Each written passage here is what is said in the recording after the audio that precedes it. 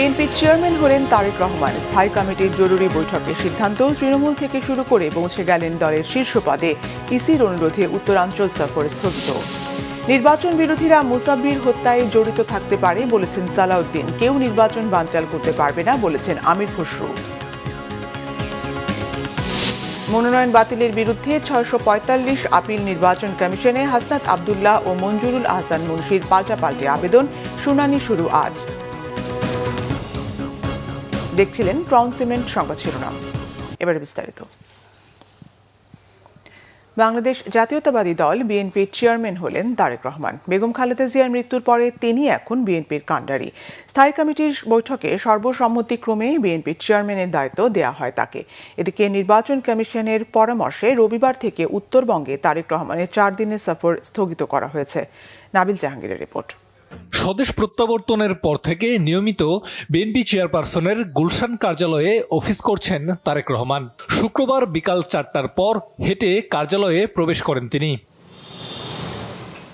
সন্ধ্যার পর থেকেই পূর্ব নির্ধারিত বৈঠকে যোগ দিতে গুলশান কার্যালয়ে আসতে থাকেন দলের স্থায়ী কমিটির সদস্যরা। রাত 9টার পর বিএনপির স্থায়ী কমিটির বৈঠক শুরু হয়। আলোচনা হয় নির্বাচনী কৌশল, দেশের আইন শৃঙ্খলা পরিস্থিতি সহ সমসাময়িক বিভিন্ন ইস্যু নিয়ে। গত কয়েকদিন আগে স্বেচ্ছাসেবক দলের সদস্য সচিব, সাবেক সদস্য সচিব মুসাব্বিরকে গুলি করে হত্যা করা হয়েছে। সরকারকে এবং নির্বাচন কমিশনকে জানাতে চাই আবারও যে এই ধরনের হত্যাকাণ্ড ঘটতে থাকলে এই দেশে নির্বাচনের পরিবেশ বিনষ্ট হবে এবং নির্বাচনের পরিবেশ যেন বিনষ্ট না হয় তার জন্য সকল প্রকার উদ্যোগ গ্রহণ করার জন্য, সক্রিয় কার্য প্রক্রিয়া নেওয়ার জন্য আমরা আবারও সরকার এবং নির্বাচন কমিশনকে আহ্বান জানাচ্ছি। দলের গঠনতন্ত্র অনুযায়ী স্থায়ী কমিটির সিদ্ধান্তে দলের চেয়ারম্যানের দায়িত্ব গ্রহণ করেন এতদিন ভারপ্রাপ্ত চেয়ারম্যানের দায়িত্বে থাকা তারেক রহমান। জাতীয় স্থায়ী কমিটি ইতিমধ্যেই আমাদের দলের গঠনতন্ত্র অনুযায়ী দলের ভারপ্রাপ্ত চেয়ারম্যান জনাব তারেক রহমান চেয়ারম্যানের দায়িত্ব গ্রহণ করায় সন্তোষ প্রকাশ করেছে আলহামদুলিল্লাহ এবং চেয়ারম্যান দল পরিচালনার ক্ষেত্রে যেন সফল হতে পারেন সেই জন্য সবাই দোয়া করেছে। এদিন বৈঠকে নির্বাচন কমিশনের অনুরোধ রক্ষায় তারেক রহমানের উত্তরবঙ্গ সফর স্থগিত করা হয়। নাবিল জাহাঙ্গীর, বাংলা ভিশন, ঢাকা। বিএনপি চেয়ারপারসন ও সাবেক প্রধানমন্ত্রী বেগম খালেদা জিয়ার মৃত্যুজনিত কারণে দলের চেয়ারম্যান পদটি শূন্য হয়। গঠনতন্ত্র অনুযায়ী বিএনপির ভারপ্রাপ্ত চেয়ারম্যানের দায়িত্বে থাকা তারেক রহমান দলের নতুন চেয়ারম্যান হিসেবে দায়িত্বভার গ্রহণ করেছেন। উপজেলা পর্যায়ের সদস্য পদ থেকে শুরু করে রাজনীতি শুরু করা তারেক রহমান পৌঁছে গেলেন দলের শীর্ষ পদে। তার সংগ্রামী ও ঝঞ্ঝাবহুল একই সঙ্গে বর্ণাঢ্য রাজনৈতিক জীবন সম্পর্কে জানাচ্ছেন রুকনুজ্জামান। 80-র দশকে স্বৈরাচার বিরোধী আন্দোলনে সামনে থেকে সক্রিয় নেতৃত্ব দেন বেগম জিয়া। ওই আন্দোলনেই মায়ের সঙ্গে সরাসরি যুক্ত হন তারেক রহমান। এরশাদ বিরোধী আন্দোলনের সময় তারেক রহমান তার মায়ের সাথে রাজপথে আন্দোলনে যোগ দেন এবং 1988 সালে দলের গাবতলী উপজেলা ইউনিটে সাধারণ সদস্য হিসেবে বিএনপিতে যোগদান করেন। 1991 সালে নির্বাচনের আগে তারেক রহমান বেগম খালেদা জিয়ার সঙ্গে দেশের প্রায় প্রতিটি জেলায় প্রচারণায় অংশ নেন। 1993 সালে বগুড়া জেলা ইউনিটে তিনি একটি সম্মেলনের আয়োজন করেন। সেখানে গোপন ব্যালটের মাধ্যমে নেতৃত্ব নির্বাচন করা হয়। বগুড়ার সফল সম্মেলনের পর তিনি অন্যান্য জেলা ইউনিটেও গণতান্ত্রিকভাবে নেতা নির্বাচিত করতে উৎসাহিত করেন। নেতা হিসাবে অবশ্যই আপনি বুঝতে পারছেন, আপনারা সকলে বুঝতে পারছেন। 2002 সালে স্থায়ী কমিটি তারেক রহমানকে বিএনপির সিনিয়র যুগ্ম সম্পাদক পদে মনোনীত করেন। 2005 সালে তিনি দেশব্যাপী তৃণমূল সম্মেলনের আয়োজন করেন, দেশের প্রতিটি উপজেলা ইউনিটের সঙ্গে মতবিনিময় করেন। 2007 সালে 111-এর পর তিনি গ্রেপ্তার হন এবং চিকিৎসা নিতে লন্ডনে যান। 17 বছর পর 2025 সালের 25 ডিসেম্বর তিনি দেশে ফেরেন। লন্ডনে থাকা অবস্থায় 2009 সালে বিএনপির সিনিয়র ভাইস চেয়ারম্যান নির্বাচিত হন তারেক রহমান। 2018 সালে বেগম জিয়া কারাবন্দী হলে হলে তাকে দলের ভারপ্রাপ্ত চেয়ারম্যান মনোনীত করা হয়। বিএনপির গঠনতন্ত্র ৭-এর গ ধারায় সিনিয়র ভাইস চেয়ারম্যানের কর্তব্য, ক্ষমতা ও দায়িত্ব প্রসঙ্গে বলা হয়েছে, যে কোনো কারণে চেয়ারম্যানের পদ শূন্য হলে সিনিয়র ভাইস চেয়ারম্যানের অবশিষ্ট মেয়াদের জন্য চেয়ারম্যান হিসেবে দায়িত্ব গ্রহণ করবেন। গঠনতন্ত্রের এই ধারাতেই বিএনপির ভারপ্রাপ্ত চেয়ারম্যানের দায়িত্বে থাকা তারেক রহমান দলের নতুন চেয়ারম্যান হিসেবে দায়িত্বভার গ্রহণ করেছেন। রকুনুজ্জামান, বাংলা ভিশন, ঢাকা।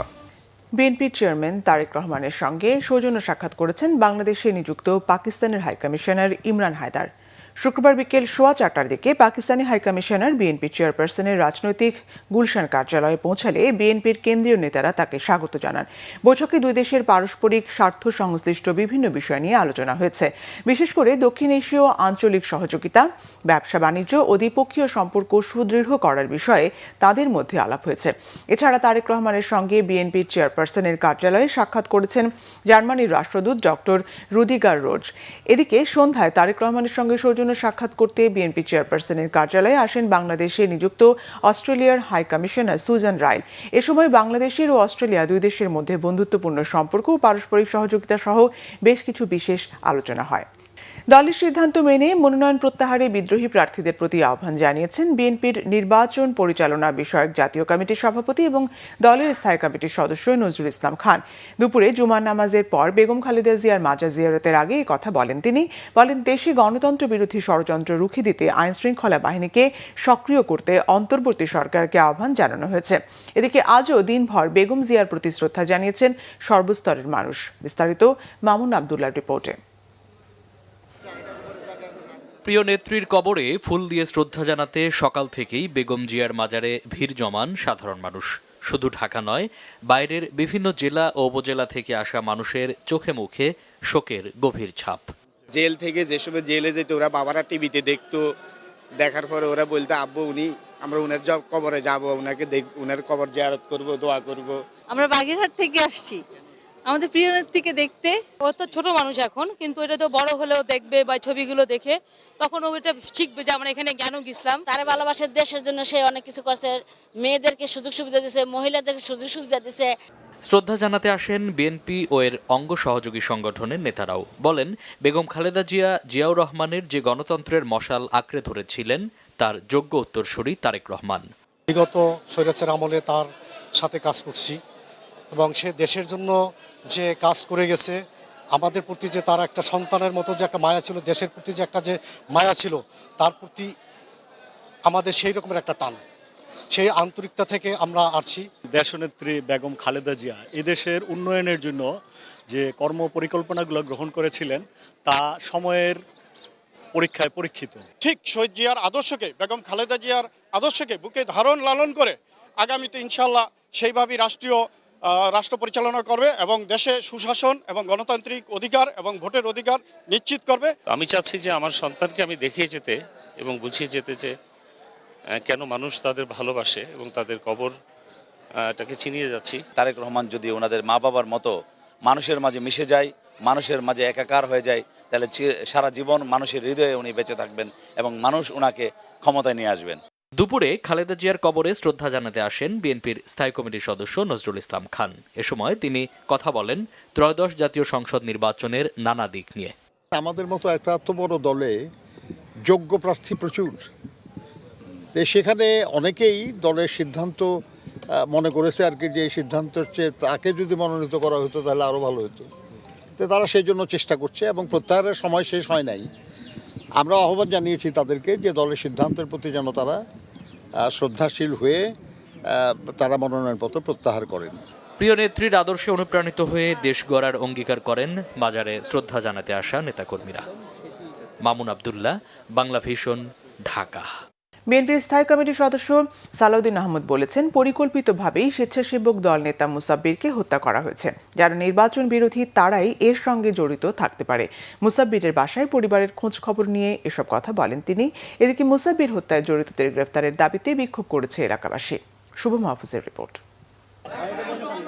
শুক্রবার বিকেলে রাজধানীর পান্থপথে ঢাকা মহানগর উত্তর স্বেচ্ছাসেবক দলের সাবেক সদস্য সচিব আজিজুর রহমান মুসাব্বিরের বাসায় যান বিএনপির স্থায়ী কমিটির সদস্য সালাহ উদ্দিন আহমদ ও ঢাকা 12 আসনে বিএনপি সমর্থিত প্রার্থী বিপ্লবী ওয়ার্কার্স পার্টির সাধারণ সম্পাদক সাইফুল হক।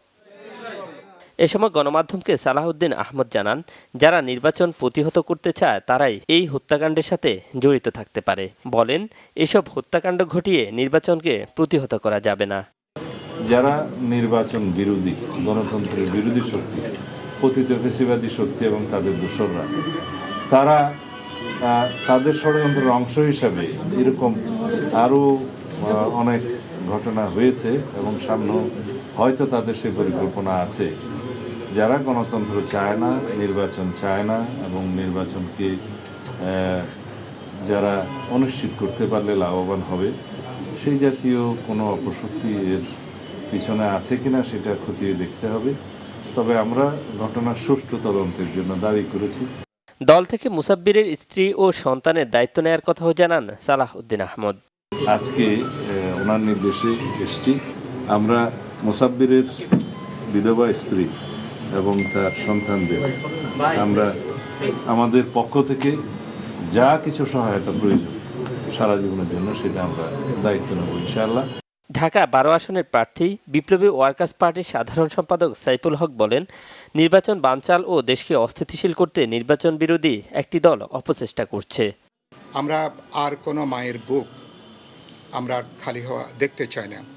আমি সরকারের কাছে দাবি জানাবো, তারা সর্বোচ্চ পেশাদারি দক্ষতায় খুনিদেরকে, ঘাতকদেরকে গ্রেপ্তার করবেন, আইনের আওতায় আনবেন এবং আমি মনে করি তাদের যদি সর্বোচ্চ রাজনৈতিক সদিচ্ছা থাকে, ঘাতকদেরকে আইনের আওতায় আনা সম্ভব। এদিকে মুসাব্বির হত্যার বিচারের দাবিতে বিক্ষোভ মিছিল করেছে তেজগাঁও থানা বিএনপি।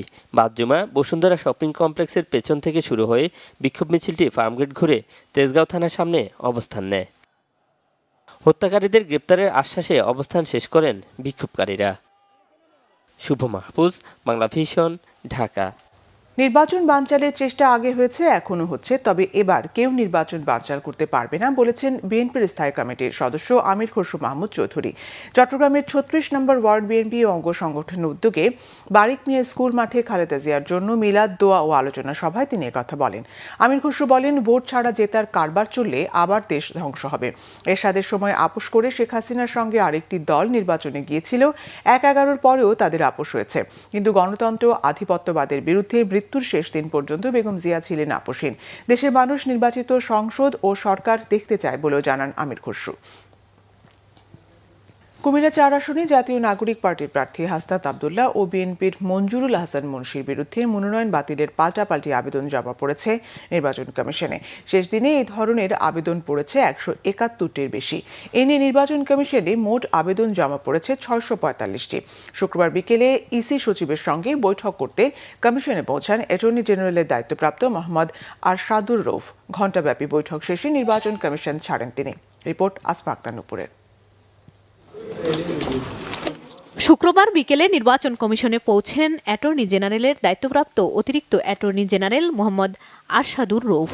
বৈঠক করেন সিনিয়র সচিব আক্তার আহমেদের সাথে। প্রায় 1.5 ঘন্টা বৈঠক করে নির্বাচন কমিশন ত্যাগ করেন আরশাদুর রৌফ। তবে বৈঠকে আলাপের বিষয়ে গণমাধ্যমে কথা বলতে রাজি হননি ইসি সচিব আক্তার আহমেদ। এদিকে আপিল আবেদনের শেষ দিনে সকাল থেকে রাত পর্যন্ত আপিল আবেদন জমা নেয় নির্বাচন কমিশন। অন্যান্য দিনের মতো বিকাল 5টা পর্যন্ত আবেদনের সময় থাকলেও বিকাল পেরিয়ে রাত গড়ালেও দীর্ঘ সারি দেখা যায় নির্বাচন কমিশনে। অন্যান্য দিনের মতো এদিনও 1% ভোটের বিধান সঠিক নয় বলে অভিযোগ করেন মনোনয়ন বাতিল হওয়া স্বতন্ত্র প্রার্থীরা। যদি আমরা সত্যিকার অর্থে গণতান্ত্রিক প্রক্রিয়া চর্চা করতে চাই, 1%-এর বিষয়টাকে তুলে দিতে হবে। বাতিল হয়েছে নিশ্চয়ই অন্য কোনো কারণ আছে, সমর্থনের কারণে বাতিল হয় না। আমার প্রার্থীটা বাতিল হয়েছে ঋণ খেলাপি দাবি করে যে উত্থাপিত করেছে তা অতীতে হাইকোর্ট থেকে ফেরত পেয়েছি, এবারও 100% ফেরত পাবো। আওয়ামী ফ্যাসিস্ট আমলে ওলামা একরামদের বিরুদ্ধে যে ষড়যন্ত্রমূলক হয়রানিমূলক মিথ্যা মামলাগুলি হয়েছে, যা আবার এই সরকার এসে উড্র করে নিয়েছেন, সব খারিজ করে ফেলেছেন। আমাদের ধারণা ছিল যেহেতু খারিজ হয়ে গেছে মনে হয় এগুলি উল্লেখ করতে হবে না, কিন্তু শেষ পর্যন্ত রিটার্নিং অফিসার ওইটাই লিখছেন যে না, ওই মামলাগুলির তথ্য আমাদেরকে দিতে হবে। এদিন সন্ধ্যায় কুমিল্লা 4 আসনে হাসনাত আব্দুল্লাহ ও বিএনপি প্রার্থী মঞ্জুরুল আহসান মুন্সির পক্ষ থেকে একে অন্যের বিরুদ্ধে মনোনয়ন বাতিলের আবেদন করেন নির্বাচন কমিশনে। আসমা আক্তার নুপুর, বাংলা ভিশন, ঢাকা। বেগম খালেদা জিয়া আজীবন গণতন্ত্র ফিরিয়ে আনা ও মানুষের অধিকার প্রতিষ্ঠার জন্য সংগ্রাম করেছেন।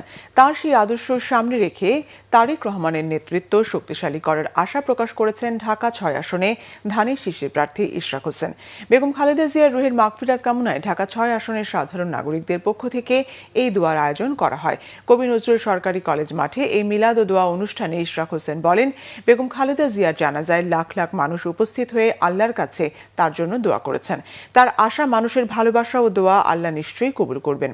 আলোচনায় অন্য নেতারা বেগম খালেদা জিয়ার আত্মত্যাগ ও তারেক রহমানের উপর জুলুম নির্যাতনের কথা তুলে ধরেন। জাতীয়তাবাদী মুক্তিযোদ্ধা দলের সভাপতি ইশতিয়াক আজিজ উলফাত সহ বিএনপি ও সহযোগী সংগঠনের নেতাকর্মীরা দোয়া অনুষ্ঠানে উপস্থিত ছিলেন।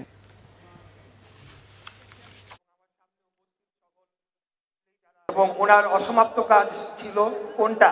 বাংলাদেশে গণতন্ত্র প্রতিষ্ঠা করা। এটার জন্যই ওনার লড়াই সংগ্রামটা ছিল। অতএব আমরা বাংলাদেশে গণতন্ত্র প্রতিষ্ঠা করার মাধ্যমে ওনার সকল যে ত্যাগ সেটার প্রতিদান দেবো ইনশাআল্লাহ। আমাদের প্রাণপ্রিয় নেতা দেশনায়ক তারেক রহমানের জন্য দোয়া প্রার্থনা করছি, মহান আল্লাহ তাআলা ওনার হাত ধরে যাতে আমাদেরকে বাংলাদেশে গণতন্ত্র প্রতিষ্ঠা করার তৌফিক দান করেন। কবি, সাহিত্যিক ও গবেষকদের জন্য প্রণোদনা ফান্ড তৈরির কথা বলেছেন বিএনপি চেয়ারপারসনের উপদেষ্টা সৈয়দ মোয়াজ্জেম হোসেন আলাল। তিনি জানান, গণতান্ত্রিক সরকার দেশের দায়িত্ব পেলে সব শ্রেণী পেশার মানুষের মূল্যায়ন হবে। রাজধানীর পরিবাগের সংস্কৃতি বিকাশ কেন্দ্রে আয়োজিত এক আলোচনা সভায় বক্তারা জানান, কারো দয়ায় বেঁচে থাকতে চান না সংস্কৃতি কর্মীরা। মেধার মূল্যায়ন না হলে মেধাবীরা জন্মাবে না বলেও মন্তব্য করেন তারা। প্রজন্ম একাডেমির এই আয়োজনে আলোচকরা বলেন, বিগত দিনে সংস্কৃতির নামে একটি নির্দিষ্ট দল ও গোষ্ঠীর বন্দনা করা হয়েছে। ভিনদেশি সংস্কৃতি বাংলাদেশের মানুষের উপর চাপিয়ে দেওয়া হয়, ফলে সেই সময় বিভিন্ন ক্ষেত্রে অনাকাঙ্ক্ষিত পরিস্থিতির তৈরি হয়। ৭১-এর মুক্তিযুদ্ধ এবং ২৪-এর গণ অভ্যুত্থানের প্রেরণায় দেশকে এগিয়ে নেওয়ার কথা বলেন আলোচকেরা। হাজার হাজার ফাঁদ উদ্ধার হলেও থামছে না সুন্দরবনের হরিণ শিকারীদের দৌরাত্ম্য। একদিকে তারা অবাধে পাচার করছে মায়াবী হরিণ, অন্যদিকে তাদের পাতা ফাঁদে আটকে মারা যাচ্ছে বাঘসহ অন্যান্য প্রাণী। এতে ক্রমেই কমছে সুন্দরবনের প্রাণী সংখ্যা। মোংলা প্রতিনিধি জসিমউদ্দিনের রিপোর্টে বিস্তারিত। প্রতিনিয়ত সুন্দরবনের বিভিন্ন এলাকা থেকে উদ্ধার করা হচ্ছে হরিণ শিকারের অসংখ্য ফাঁদ।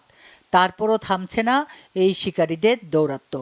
গেল নভেম্বর ও ডিসেম্বরে পূর্ব সুন্দরবনে চোরা শিকারীদের পাতানো ফাঁদে আটকে পড়া হরিণ সহ অসংখ্য প্রাণী উদ্ধার করেছে বন বিভাগ। ৪ জানুয়ারি বনের চাঁদপাই রেঞ্জের সুরকির খাল সংলগ্ন এলাকা থেকে ফাঁদে আটকে পড়া একটি বাঘও উদ্ধার করা হয়। এটা আসলে একটা দুঃখজনক ঘটনা। এই বাঘটা পুরুষ বাঘ, অ্যাডাল্ট বাঘ। অত্যন্ত দুঃখজনক ঘটনা যে পুরুষ বাঘের সংখ্যা বেশিরভাগই ক্ষতিগ্রস্ত হচ্ছে। এই বাঘটা বেশ কিছুদিন আগে হয়তো এখানে আটক পড়েছে, যার জন্য দুর্বল হয়ে গেছে। গত বছরের শেষ ৪ মাসে পূর্ব সুন্দরবন থেকে ৩০,০০০-এর বেশি ফাঁদ উদ্ধার করেছে বন কর্মীরা। স্থানীয়রা বলছে, কেবল চোরা শিকারীদের পাতানো ফাঁদ উদ্ধার করে বন্যপ্রাণী পাচার বন্ধ করা সম্ভব নয়। প্রকৃতপক্ষে যারা এই ফাঁদের সাথে জড়িত তাদেরকে আমার মনে হয় যে আইনের আওতায় এনে যদি প্রপার যে শাস্তিটা যদি দেওয়া হয়, তাহলে এই ফাঁদ থেকে মুক্ত পাওয়া যাবে। হরিণ শিকার করে যে চক্রটা খুব শক্তিশালী চক্র, এদের আরও কঠোর আইনের ব্যবস্থা নেওয়া উচিত। বন বিভাগের দাবি, আইনের দুর্বলতায় চোরা শিকারীরা বারবার আটক হয়েও ছাড়া পাচ্ছে দ্রুত সময়ে। যদি আমরা লটাকে এক্সিকিউট করতে পারি লিগ্যাল সেকশনে যারা আছেন, তাহলে এই ক্ষেত্রে এই যে প্রতিবন্ধকতাটা এটা আরও কমে আসবে। এ অবস্থায় বন্যপ্রাণী পাচার ও হত্যা রোধে কঠোর হওয়া ছাড়া বিকল্প নেই। Bangla Vision news desk.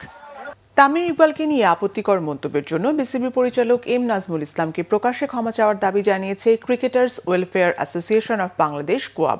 সিলেটে সংবাদ সম্মেলনে এই দাবি জানায় কোয়াব। একই সঙ্গে নাজমুল ইসলামকে জবাবদিহিতার আওতায় আনার দাবি ক্রিকেটারদের। মনির হোসেন খানের ডেস্ক রিপোর্ট। তামিম ইকবালকে ভারতের দালাল বলে ফেসবুকে পোস্ট করেন বিসিবি পরিচালক এম নাজমুল ইসলাম। পরে আরেকটি পোস্টে আবারও তামিমকে নিয়ে বিরূপ মন্তব্য করেন তিনি। বিতর্কে ঘি ঢেলে বিপাকে এই বিসিবি পরিচালক। সামাজিক যোগাযোগ মাধ্যমে কড়া সমালোচনা করেছেন জাতীয় দলের ক্রিকেটাররা। তাসকিন আহমেদ, মুমিনুল হক, তাইজুল ইসলামরা নাজমুল ইসলামকে নিজের পোস্টের জন্য ক্ষমা চাওয়ার দাবি জানিয়েছেন। শুক্রবার সন্ধ্যায় সিলেটে সংবাদ সম্মেলন করে নাজমুল ইসলামের পোস্টের প্রতিবাদ জানায় ক্রিকেটারদের সংগঠন কোয়াব। নাজমুল ইসলামকে জবাবদিহিতার আওতায় আনার দাবিও জানান তারা। তামিমের মতো একজন বলেই নয়, দেশের যে কোনো ক্রিকেটারকে নিয়ে এমন মন্তব্য অগ্রহণযোগ্য ও পুরো ক্রিকেট সমাজের জন্য অপমানজনক। একজন না, দুইজন এক্স ক্যাপ্টেন যখন প্রেসিডেন্ট এবং ভাইস প্রেসিডেন্ট পদে আছেন, তারপরেও সেই ক্রিকেট বোর্ড থেকে এই ধরনের কথা যখন বলে, এখন আমি জানি না ওনারা কোনো ধরনের স্টেপ নিয়েছেন কি না, বা ওনারা এটা নিয়ে কী করবেন, বাট এটা আসলে সত্যিই গ্রহণযোগ্য নয় এবং এটা আমরা তীব্র নিন্দা জানাচ্ছি। বিশ্বকাপ অংশগ্রহণ নিয়েও কোয়াপ সভাপতির চিন্তাভাবনা পরিষ্কার। বিশ্বকাপে অংশ নেওয়া ক্রিকেটারদের অধিকার বলে মন্তব্য করেন তিনি। আমি চাই বাংলাদেশ টিম ওয়ার্ল্ড কাপ খেলুক। ওয়ার্ল্ড কাপ কেন খেলবে না? কারণ ক্রিকেটার ভাই এত বড় একটা ইভেন্ট কেন মিস করবে বাংলাদেশ ক্রিকেট প্লেয়াররা? তো এটা নেগোশিয়েট করার দায়িত্ব কিন্তু ক্রিকেট বোর্ডের। ক্রিকেট বোর্ড কিভাবে নেগোশিয়েট করে এই প্লেয়ারদের খেলার ব্যবস্থা করবে সেটা সম্পূর্ণ দায়িত্ব ক্রিকেট বোর্ডের। এবং আমি বিশ্বাস করি যে খেলা বন্ধ হতে পারে না। প্লেয়াররা কেন বঞ্চিত হবে ওয়ার্ল্ড কাপ খেলা থেকে? রাজনৈতিক যে অস্থিতিশীলতা তৈরি হয়েছে সেটা রাজনীতির জায়গায় রেখে দেন। খেলাটাকে আল্লাহর রস্তে আপনারা রাজনীতির সাথে মিলাবেন না। আমরা প্রথমে চাই যে প্লেয়ারদের সেফটি অ্যান্ড সিকিউরিটি ইনশিওর করতে, এবং এই দায়িত্বটা সম্পূর্ণ ক্রিকেট বোর্ডের। মোস্তাফিজকে আইপিএল থেকে বাদ দেওয়ায় ক্রিকেটারদের আন্তর্জাতিক সংগঠনের সঙ্গেও আলোচনা করেছেন বলে দাবি করেন কোয়াপ সভাপতি Mohammad Mithun. Monir Hossain Khan, Bangla vision sports desk. সংবাদ শেষ করব ক্রাউন সিমেন্ট শিরোনামগুলো আরেকবার জানিয়ে। বিএনপির চেয়ারম্যান হলেন তারেক রহমান। স্থায়ী কমিটির জরুরি বৈঠকের সিদ্ধান্ত, তৃণমূল থেকে শুরু করে পৌঁছে গেলেন দলের শীর্ষ পদে। ইসির অনুরোধে উত্তরাঞ্চল সফর স্থগিত। নির্বাচন বিরোধীরা মুসাব্বির হত্যায় জড়িত থাকতে পারে বলেছেন সালাউদ্দিন। কেউ নির্বাচন বানচাল করতে পারবে না বলেছেন আমির খসরু। মনোনয়ন বাতিলের বিরুদ্ধে 640 আপিল নির্বাচন কমিশনে হাসনাত আব্দুল্লাহ ও মঞ্জুরুল আহসান মুন্সির পাল্টাপাল্টি আবেদন, শুনানি শুরু আজ। এই ছিল এখনকার মতো। পরের সংবাদ সকাল 10টায়, এর আগে 9টায় রয়েছে নিউজ টপ 10 দেখার আমন্ত্রণ রইল। এছাড়া বাংলা ভিশন সংবাদ ও সংবাদ সংশ্লিষ্ট অনুষ্ঠান দেখতে ভিজিট করুন www.bvnews24.com ও facebook.com/banglavishnnews এবং সাবস্ক্রাইব করুন youtube.com/banglavishnnews।